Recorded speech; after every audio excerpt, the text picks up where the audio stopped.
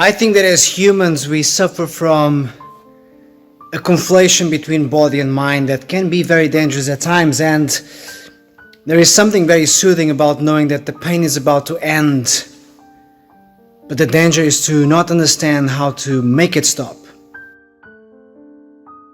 If you've been depressed, and if you've been seriously depressed, you know that there is something quite calming about planning your way out of it. The problem with mental illness is that often that planning comes in the form of ending your life. And this is something that we see amongst a lot of people, some celebrities, some people that you might know personally. And we need to understand why that happens. And one of the reasons why we fall into that trap of believing and feeling a sense of calm as we plan the end is that there is a conflation between body and mind. In other words, the mind is in pain, so we decide to kill the body. But the body is just a host in this case. And the idea of killing the mind that is no longer functioning at a healthy level is a perfectly reasonable idea. It's a perfectly acceptable idea.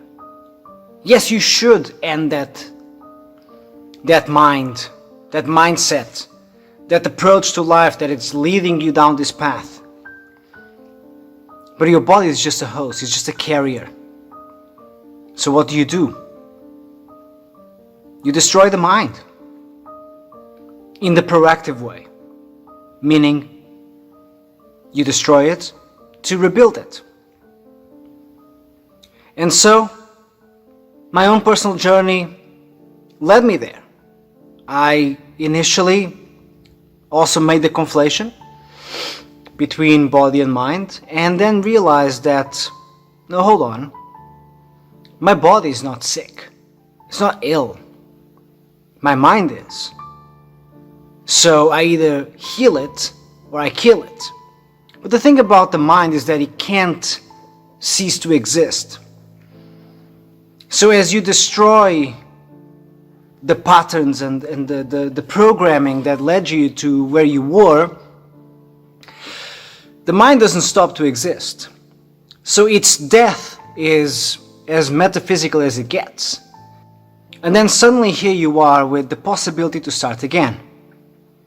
And so you do. And mind you that you'll have memories of who you used to be. But if the work is done in an intense enough way, in a diligent enough way, you will see the results. And that's how I went from crippling anxiety and depression to bouncing back, and I hardly ever feel anxiety. I still have work to do, and I am feeling a little anxious shooting this video right now, but knowing that the journey is mine to walk, that's empowering. But knowing that there are stuff that I don't want to do and I know I should do, and then I do it, that's empowering. It's about picking your struggles and your battles, not in a selective way. You know, we have all sorts of battles to fight, and then you just pick the most important ones. That's also important, but also creating your own struggles, creating your own obstacles, and then empower yourself to overcome. That's how you heal the mind, by destroying it first. So the urge to commit some sort of death, suicide even, that's perfectly acceptable. That's perfectly reasonable. But we need to understand that it is the mind we are talking about, not the body. A while back I shot this video, and I was still in a state of depression. I was on the way out. I was trying to navigate the waters of coming out of it. And at the time I received a bunch of feedback. And since then I've thought about this deeply. And more and more I understand why I ended up in that hole. The first step is self-awareness. So ask yourself, what is that you're hiding from yourself right now? That you're not acknowledging, that you're not willing to verbalize. Because that is the beginning. Once you overcome that, that is the beginning of your journey towards healing and rebuilding your mind. Turning it into a stronger, more resilient, more passionate, kinder, more empathetic.